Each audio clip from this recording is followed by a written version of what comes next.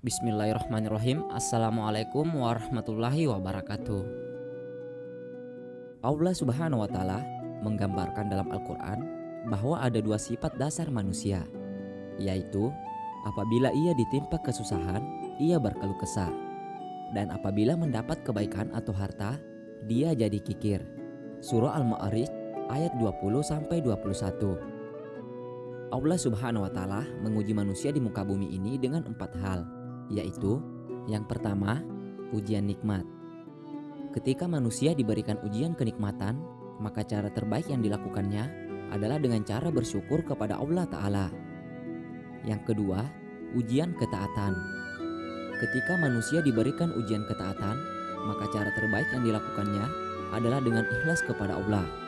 Akan tetapi, berhati-hatilah jangan sampai ria dan pamer dalam beribadah. Yang ketiga, ujian musibah. Musibah yang dialami orang yang beriman disebut ujian. Musibah yang dialami orang yang bermaksiat disebut hukuman. Sedangkan musibah yang dialami orang yang tidak beriman disebut asap. Ujian musibah antara lain gempa bumi, banjir, gunung meletus, ditinggal orang terkasih, wabah penyakit yang membuat gerakan terbatas, dan lain sebagainya. Ketika manusia diberi ujian musibah, maka cara terbaik yang dilakukannya adalah bersabar kepada Allah Subhanahu wa Ta'ala. Kondisi ini merupakan momentum untuk mendekatkan diri kepada Allah Ta'ala. Sebagai contoh yang pernah terjadi kepada para nabi, di antaranya kisah Nabi Ayub alaihissalam dengan ujian sakitnya. Ujian yang diberikan kepada Nabi Ibrahim alaihissalam ketika harus menyembelih putranya sendiri sebelum digantikan menyembelih kambing. Hikmahnya adalah Allah itu sangatlah dekat. Allah Subhanahu wa Ta'ala senantiasa bersama orang-orang yang sabar. Lalu, bagaimana cara mendekatkan kepada Allah Subhanahu wa Ta'ala? Jawabannya yaitu dengan sholat. Maka kerjakanlah sholat tepat waktu. Yang keempat, ujian maksiat.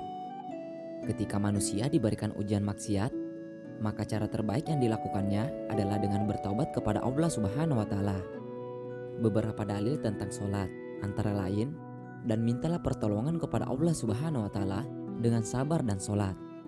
Dan sholat itu sungguh berat kecuali bagi orang-orang yang khusyuk. Quran Surah Al-Baqarah ayat 45. Dari Mu'az bin Jabal, Nabi Shallallahu Alaihi Wasallam bersabda, inti atau pokok segala perkara adalah Islam dan tiangnya adalah sholat. Hadis riwayat Tirmidzi dan Ibnu Majah. Esensi sholat adalah sabar, syukur, ikhlas, dan taubat. Maka perbanyaklah sholat sunnah, sinari rumahmu dengan sholat-sholat sunnah, maka malaikat akan melihat rumah kita seperti bintang-bintang di langit. Sungguh kami telah menunjukkan kepada jalan yang lurus, ada yang bersyukur dan ada pula yang kufur. Quran Surah Al-Insan ayat 3.